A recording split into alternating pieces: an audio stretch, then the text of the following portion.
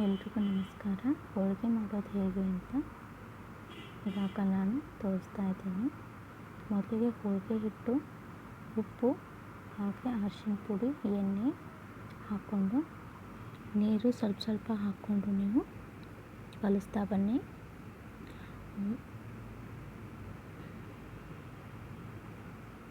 ಹೀಗೆ ಸ್ವಲ್ಪ ಸ್ವಲ್ಪ ಹಾಕ್ಕೊಳ್ಬೇಕು ನೀರು. ಒಮ್ಮೆಲೆ ನಾವು ಜಾಸ್ತಿ ಹಾಕ್ಕೊಂಡ್ರೆ ಅದು ಹಿಟ್ಟು ತುಂಬ ತೆಳ್ಳಗಾದರೆ ಹದ ಕೆಟ್ಟು ಹೋಗ್ಬಿಡುತ್ತೆ. ನೋಡಿ, ನಾದಿದ ಮೇಲೆ ಒಂಚೂರು ಎಣ್ಣೆ ಹಾಕಿ ನೆನೆಯಲು ಬಿಡಿ. ಮಿನಿಮಮ್ ಏನಿಲ್ಲ ಅಂತಂದರೆ 1 ಅವರ್ ಆದರೂ ನೆನೆಬೇಕು ಹಿಟ್ಟು. ಆಮೇಲೆ ಹೋಳಿಗೆಗೆ ಹೂರಣ ಮಾಡೋಕ್ಕೆ ಬೇಳೆ ಕುದಿಸಿದ್ದೀನಿ. ಅದನ್ನು ಈ ಥರ ಕಡಗೋಲು ತೊಗೊಂಡು ಮುಗಿಸ್ಬೇಕು. ಮುಗಿಸಿದ ತಕ್ಷಣ ಬೆಲ್ಲ ಚಚ್ಚಿ ಗ್ಯಾಸ್ ಮೇಲೆ ಕುದಿಯೋದಕ್ಕೆ ಇಡಬೇಕು. ನೋಡಿ, ಈ ಥರ ಕುದ್ದ ತಕ್ಷಣ ಸ್ವಲ್ಪ ಉಗುರು ಬೆಚ್ಚ ಇರುವಾಗಲೇ ಇದನ್ನ ಗ್ರೈಂಡ್ರಿಗೆ ಹಾಕಬೇಕು.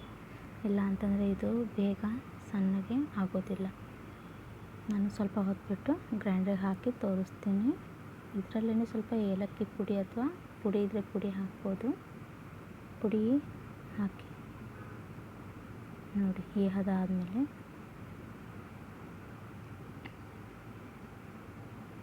ಈ ಥರ ಓಕೆ. ಸ್ವಲ್ಪ ನಿಮಗೆ ಹೂರಣ ತೆಳುವಾದರೆ ಅವಲಕ್ಕಿನ ಪುಡಿ ಮಾಡಿ ಗ್ರೈಂಡ್ರಿಗೆ ಹಾಕಿ ಮಿಕ್ಸ್ ಮಾಡಿ ಹಾಕಿ ಹೂರಣ ಗಟ್ಟಿಯಾಗುತ್ತೆ. ಇವಾಗ ಹೋಳಿಗೆ ಮಾಡೋಣ. ನೋಡಿ, 1 ಅವರ್ ಆದಮೇಲೆ ಈ ಥರ ಸಾಫ್ಟಾಗಿರುತ್ತೆ. ಚೆನ್ನಾಗಿ ಮಿತ್ಕೋಬೇಕು ಇದನ್ನು. ಹೋಳಿಗೆ ಹಿಟ್ಟು ನಾವು ಹೇಗೆ ನಾದ್ತೀವೋ ಅದ್ರ ಮೇಲೆ ಡಿಪೆಂಡ್ ಆಗಿರುತ್ತೆ. ಹೋಳಿಗೆ ಚೆನ್ನಾಗಿ ಬರ್ತವೆ. ನೋಡಿ, ಈಗ ಎಲ್ರಿಗೂ ಹೋಳಿಗೆ ಮಾಡೋದಕ್ಕೆ ಬಂದೇ ಬರುತ್ತೆ. ಮಾಡೋದಕ್ಕೆ ಬರಲೇ ಇಲ್ಲದವರು ನೋಡಿ ಸುಲಭವಾಗಿ ಕಲಿಬೋದು. ನಾನು ಇದೇ ಥರ ವಿಡಿಯೋಗಳನ್ನು ನೋಡೇ ಕಲಿತಿದ್ದು.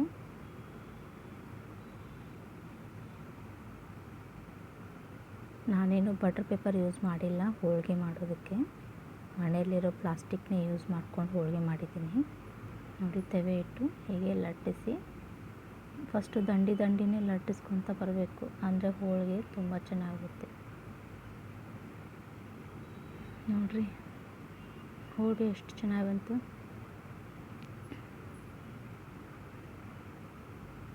ನಾನು ಜಾಸ್ತಿ ಎಣ್ಣೆ ಯೂಸ್ ಮಾಡಿಲ್ಲ ಹೋಳಿಗೆ ಮಾಡೋಕ್ಕೆ.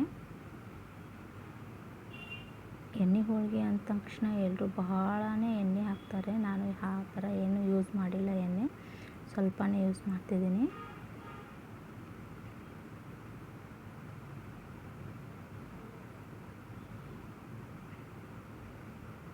ನೋಡಿ, ಎಷ್ಟು ಚೆನ್ನಾಗಿ ಉಪ್ಪಿರುತ್ತೆ. ಈ ಉಪ್ಪಿ ಬರೋದಕ್ಕೆ ಕಾರಣವೇ ಅವಲಕ್ಕಿ ಪುಡಿ ಹಾಕಬೇಕು.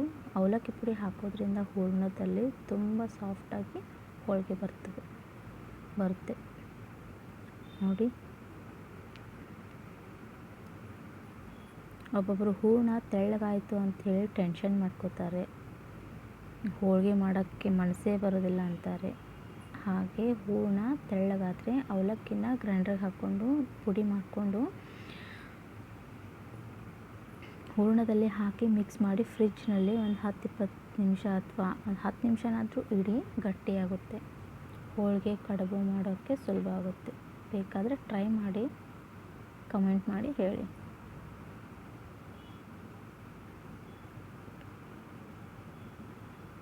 ನೋಡಿ, ಚಪಾತಿ ಥರ ಹೋಳಿಗೆ ಉಪ್ಪಿ ಬರ್ತಿದೆ.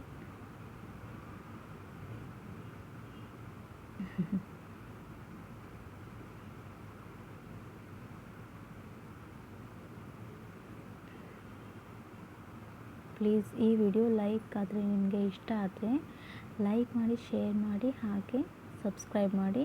ನಿಮ್ಮ ಅನಿಸಿಕೆಗಳನ್ನು ಏನನ್ನೋದನ್ನು ಕಮೆಂಟ್ ಮೂಲಕ ತಿಳಿಸಿ.